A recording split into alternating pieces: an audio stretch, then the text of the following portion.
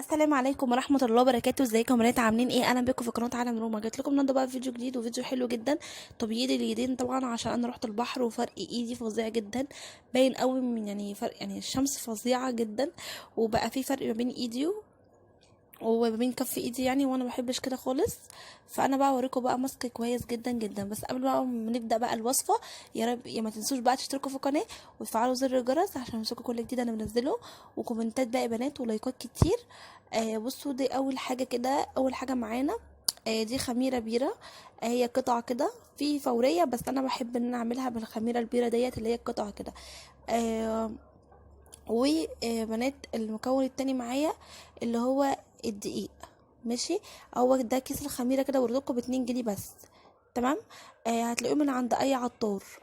عند اي عطار تقولوا انا عايزه خميره بيره، اللي هي القطعه كده، مش عايزاها فوريه. ودي دقيق او في ناس بتسميه بتسميه ايه بتسميه طحين. طحين في حاجات تانية، بس دوت اسمه دقيق يا بنات. هحط كمان ايه، والمكون التالت معانا اللي هو الخل الابيض.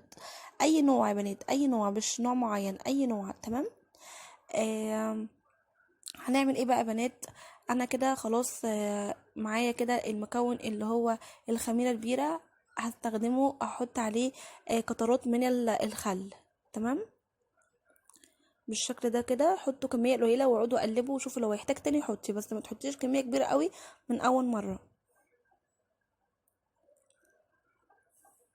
هفضل بقى ان انا اقلب كده، هو اصلا هسيح معايا، هتدوب خالص كده معايا. تفضلي تقلبي. بقى في فرق جدا يا بنات والله في ايدي ديت وايدي دي، وانتوا هتلاحظوا الفرق برضك هتشوفوه، واقول لكم عملت ايه خطوه بخطوه. الماسك ده حلو جدا لو انت رحت البحر وايديكي سمرة ولا حاجه، حطيه. بس انا ما انصحش ان الماسك دوت اللي بعمله يتحط للبشره.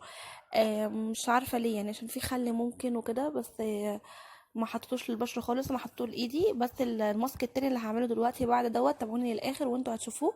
الماسك التاني اللي انا هعمله انا حطيته في بشرتي وكان تحفه جدا جدا جدا. تمام. يعني انت كنت تحطيه على ايدك وتحطيه على بشرتك، اللي هو الماسك التاني اللي انا هعمله في اخر الفيديو. تابعوني للاخر. وانتوا بقى بتتفرجوا كده متنسوش تحطوا لايك بقى عشان تشجعوني ان انا اعمل لكم حاجات تانية كتير قوي. انا بقيت اهو دوبتها خالص. بصوا اتاكدت ان هي خلاص دابت خالص، وهحطها بقى كل الخليط ده كده واحطه على الدقيق بالشكل دوت. حطيت كده كله على الدقيق، وهفضل ان انا هقلب المكونات كلها ببعضيها. لقيته ان هو الخليط عايز تاني او متماسك كده خالص، هتحطوا تاني خل. لقيتوه كويس معاكم خلاص كده يبقى كويس. المقدار بتاع الدقيق ده، عشان لو حد قال المقدار قد ايه، المقدار بتاع الدقيق دوت عبارة عن معلقتين كبار. تمام. او 3 معالق كبار دقيق. انا اهوت حطيت خل تاني، واحط بردك حبة صغيرين وهخليها جنبي. هفضل اقلب، لقيتها بردك ماسكة جامد معايا، احط تاني. بس ما تحطوش من اول مرة عشان ما تبقاش سايسة خالص، انا عايزاها سمك كده ايه معين. هفضل اقلب كده زي ما انتم شايفين. عايزة نقطة تانية عشان بصوا بتمسك في المعلقة كده جامد. هحط نقطة تانية وخلاص. وزي ما علمتكم قبل كده ان انتوا عينيكوا هي اللي بتشوف وبتقدر يعني المقادير وكده. انا اصلا لما اجي اعمل اكل ولا اعمل اي حاجه بحط المقادير من غير ما اشوف المقادير كام، انا بس بظبط كل حاجه كده. بس كده انا عايزاها بالشكل ده كده، اللي تتلم معايا كده. بصوا اتلمت خالص من الطبق كده، بقت عامله زي كاني هعمل خلاص زلابيه يعني. بصوا عامله ازاي ناقص الناس تبقى تتخمر بقى، بس هتبقى تتخمر على ايدي. هعمل ايه بقى يا بنات؟ انا دلوقتي هكون غاسله ايدي كويس. تمام. وهفردها على ايدي كلها. بس انا هقلع بقى الخواتم عشان ما تتبهدلش، والدبله وكل حاجه. وهبدا اعمل ايه؟ همسك بقى الخليط دوت. بصوا الفرق، بصوا الفرق قبل ما ابدا. الفرق هنا بصوا ايدي سمرة ازاي، وفرق ما بين ايدي بصوا، والله فرق جامد قوي. همسك بقى الخليط دوت كده وهبدا ان انا افرده على ايدي والصوابع كلها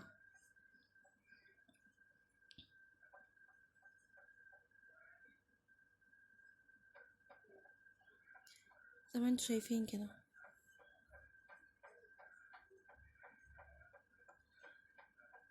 حطي بقى لحد ايه الفرق بتاع ايدك. لحد ايه يعني الثمار بتاع الشمس كده، حطي لحد عنده. ظبطي كل ايدك، افردي كويس، حطي طبقة كويسة كده زي ما انا بحط، مش طبقة خفيفة، حطي طبقة كده كويسة بالشكل ده كده يا بنات. تفضلوا تحطوا كده. طبعا انا مش هحطها في الفرن. انا هلبس كيسة بلاستيك، هو كده كيس بلاستيك عادي خالص بتاع الخبز دوت او بتاع اللبن دوت، لا اما جواندي بلاستيك. ماشي. انا طبعا هحط ايدي في الكيس البلاستيك اسهل لي، انا في جواندي بلاستيك عندي، بس اسهل لي عشان مش عارفه بقى احط صوابعي كلها واحكم صوابعي، فانا حبيت الكيس دوت اسهل. اهوت حطيته كده بالشكل دوت، وتقفليه كده من تحت، وتخليه بقى لمدة 20 دقيقة. لمدة 20 دقيقة يا بنات تفضلي حاطة الماسك كده على ايدك، اظبطي بقى الساعة وخليه 20 دقيقة، وهنشوف هتبقى عاملة ازاي بعد ما اروح اشطف ايدي. بصوا الفرق، خليكم حافظينه، وارجع لكم تاني بعد ما اخلص. بصوا يا بنات بقى، انا دلوقتي كده غسلت ايدي. بصوا والله العظيم تحفه جدا، انا انبهرت من اول مره، جميل جدا.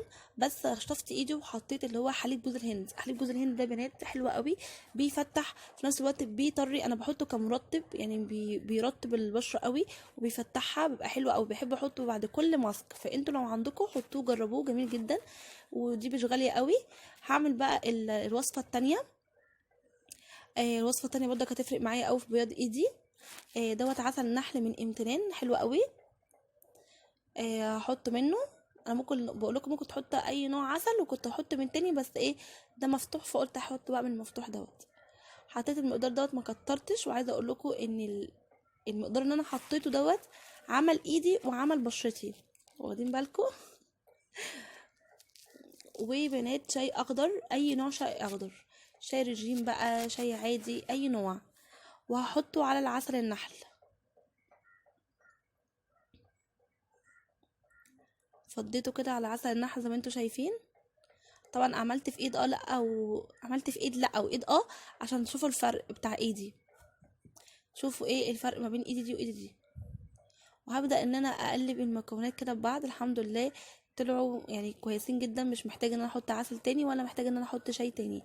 بصوا، هو ده كده الشكل اللي انا عايزاه. حلوة قوي بنات الوصفه دي، بتبيض جدا، الشاي الاخضر بيبيض، غير كده ان هو عامل زي الاسكروب. يعني بعد ما اسيبه شويه، يعني يجي كده 5 دقايق، هفضل ان انا افركه كده بايدي، هوريكم برضو. انا دلوقتي فردته بس محركتوش، انا دلوقتي بفرده بس على ايدي. حلو قوي بنات، بيبيض وبينعم الايد جدا. اهو اتفردته، وبنات هسيبه بقى على ايدي لمدة 5 دقايق، وهرجع لكم تاني.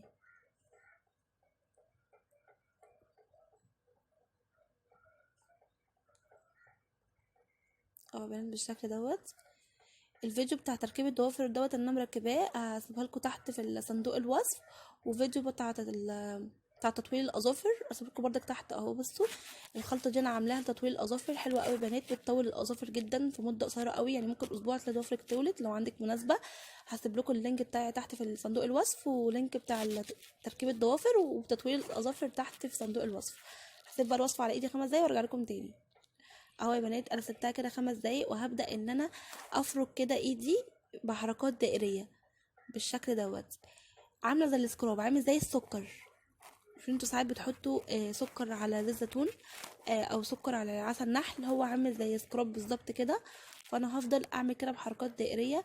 لو انت عندك جلد ميت، عندك اسمرار في الايد، يعني مثلا ايدك خشنة شوية، آه بصي كل دوت هيفرق معاكي قوي بعد الماسك دوت، وهتلاحظي الفرق ان شاء الله، وهيعجبك قوي. جربيه مش تندمي. انا حطيته بدك في بشرتي، عايزه اقول لكم كان في بقع مكان وشي، يعني كان في بقع سمرة مكان حبوب، قلت خالص، وبشرتي بقت ناعمه وجميله قوي. بس يا بنات عايزه اقول لكم ان انتوا لازم تحطوا مرطب بعد اي وصفه طبيعيه، لازم تحطوا مرطب. انا كده هغسل ايدي وارجع لكم تاني. بصوا والله العظيم جامده جدا، انا حاسه ان الفرق بان يعني من اول مره. طبعا الوصفات الطبيعيه دي لازم تكرروها يعني يجي 3 مرات كده، مثلا مرتين في الاسبوع، تعملوها مرتين في الاسبوع، مرتين في الاسبوع، هتحسوا بفرق جميل قوي. انا غسلت ايدي من الماسك وحطيت نقطه من حليب جوز الهند، والله ما عملت اي حاجه غير كده، بس رطبت ايدي اهو بحليب جوز الهند دوت. هو اصلا خلصان، زعلانه قوي ان هو خلصان، فانا حطيت كده ايه حته كده صغيره خالص زي ما انتوا شفتوا بالمنظر دوت. بصوا جميل جدا جدا جدا جدا، وايدي ناعمه ناعمه بطريقه فظيعه. وبكده يا بنات اهوت اكون خلصت الفيديو، يا رب يكون عجبكم. هو دوت كده حليب يعني ماسك الخميره وماسك الشاي الاخضر، حلوين جدا جدا.